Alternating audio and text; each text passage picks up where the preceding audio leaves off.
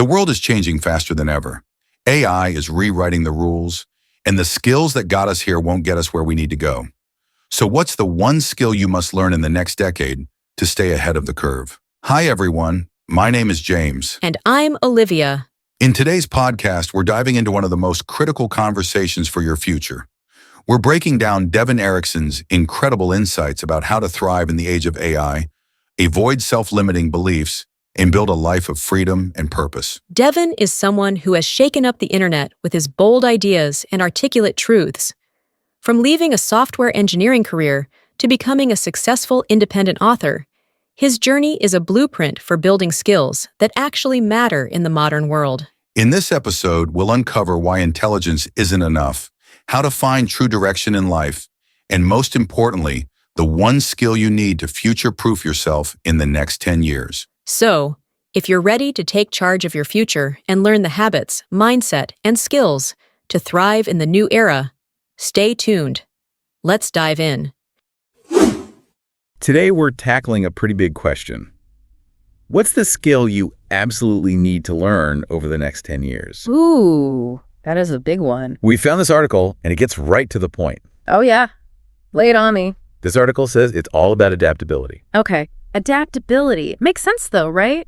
I mean, the world's changing so fast. Think about AI remote work. Yeah, it feels like everything's in constant flux. Exactly. And this article argues that it's not just about dealing with change, but actually using it to your advantage. So not just keeping up with the times, but actually thriving because of them. Exactly. It's about embracing the unknown and seeing it as an opportunity, not a threat. Think back to those huge changes in history, like the agricultural revolution or the industrial revolution. The folks who adapted, they thrived while others struggled. This feels kind of similar. Wow, you're right. That's a powerful comparison. But let's get down to brass tacks. What does this adaptability thing actually look like in our lives? Well, the article gives a couple of great examples. Yeah. Take Elon Musk. He didn't have any experience with space travel or electric cars, right? Not that I know of. But he adapted, he learned, and now look, he's disrupting entire industries with SpaceX and Tesla. Okay, Elon Musk, that's a high bar. What about someone a bit more relatable? All right, fair point. What about Steve Jobs? He wasn't exactly a coding whiz. True, but he did have a knack for understanding what people wanted. Exactly. He adapted his approach to meet those needs, and bam, Apple revolutionized tech with the iPod and iPhone. And you know what's interesting about both those examples? They both demonstrate the importance of constantly learning. You're spot on. It's not enough to just know what's happening now. You got to be ready for what's next. Look at how fast AI is evolving. The people who jumped on that early are leading the pack. It's like you're surfing. You can't just stand still. You got to keep adjusting to stay on top of the wave. Love that analogy. And it applies to all of us, not just the tech giants. Remember when everyone suddenly had to work remotely during the pandemic?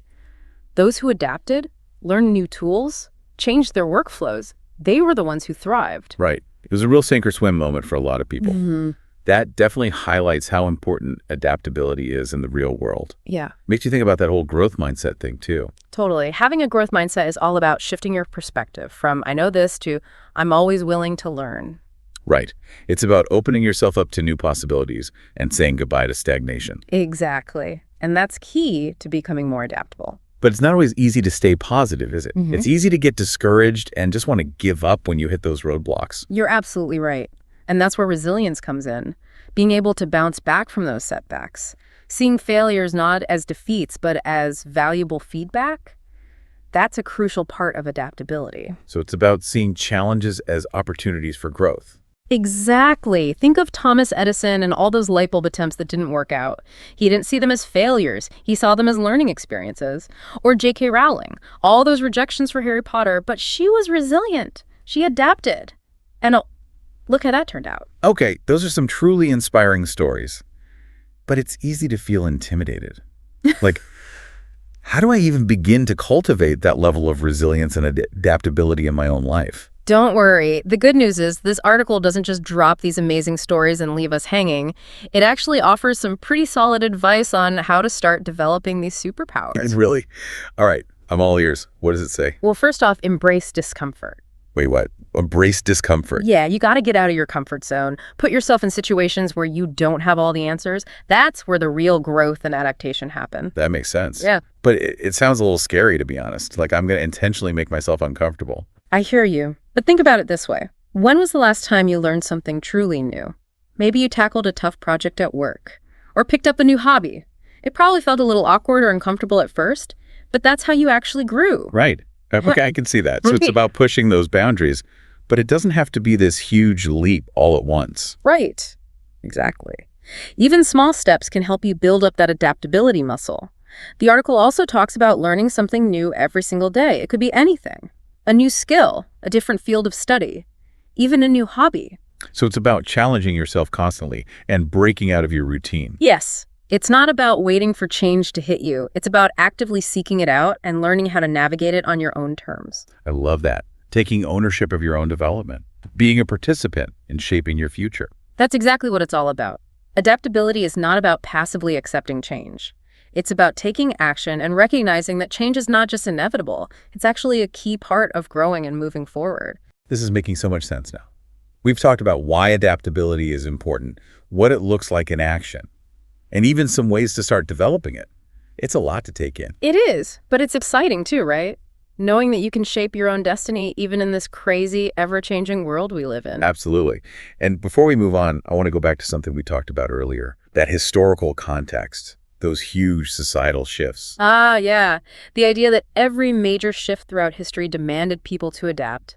It's interesting to think about what made people thrive during those times. Was it just luck or something more? Well, luck probably played a part, but it's definitely not the whole story. This article seems to suggest that the people who thrived were the ones who embraced the changes, who saw uncertainty as an opportunity instead of a threat. And it's huge. It means that adaptability isn't some magical talent you're born with. It's a skill, a muscle you can build over time. The more you exercise that muscle, the more resilient and adaptable you become. Okay, that makes sense.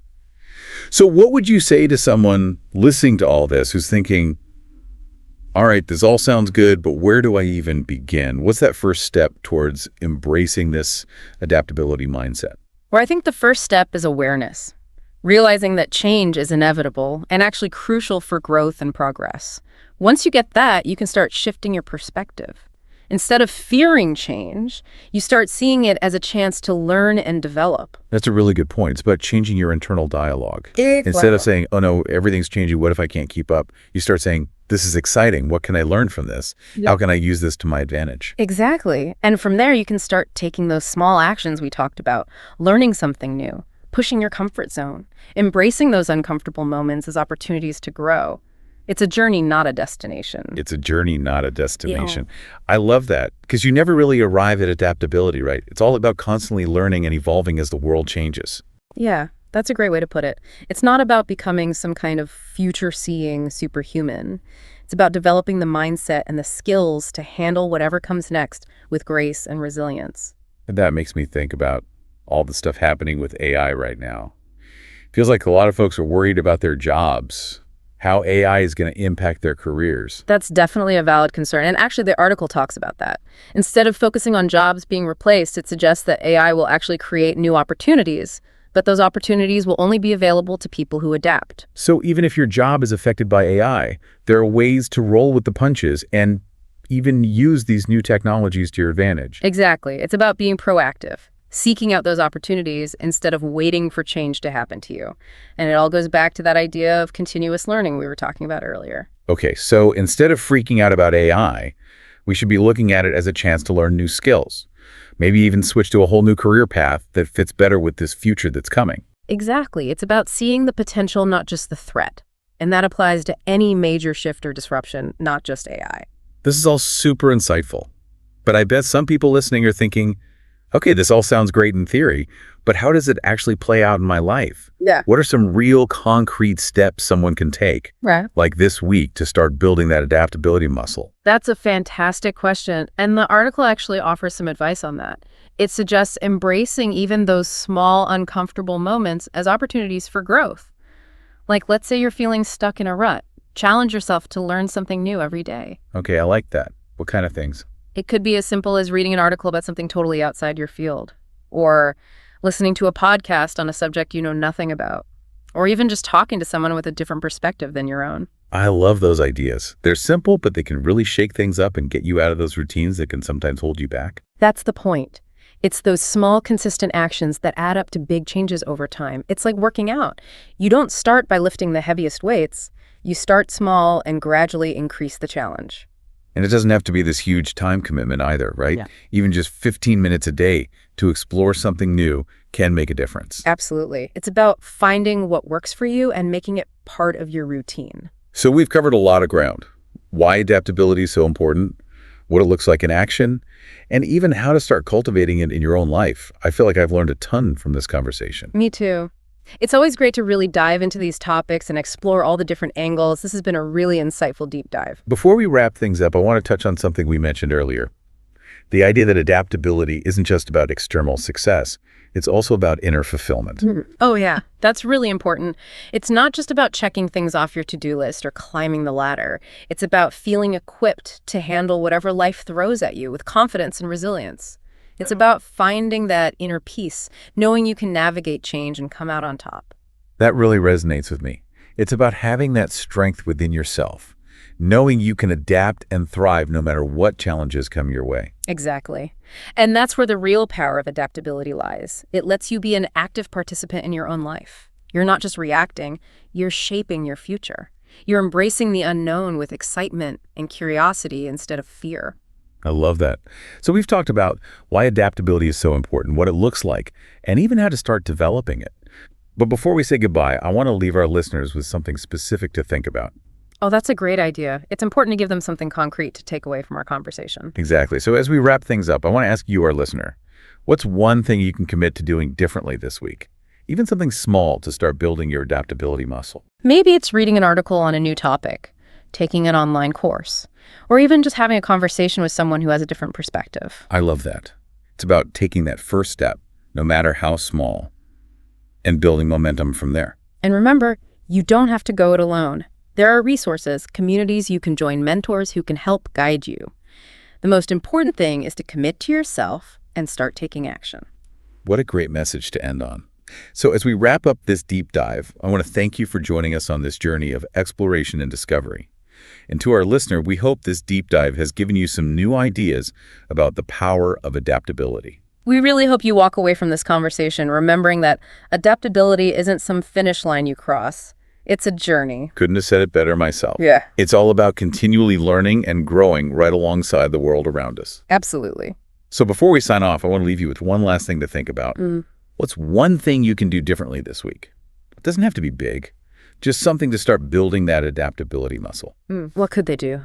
Well, maybe it's reading an article about something totally new to you, or taking an online course, or even just having a conversation with someone who sees things differently than you do. Those are all great ideas. It doesn't have to be a huge change.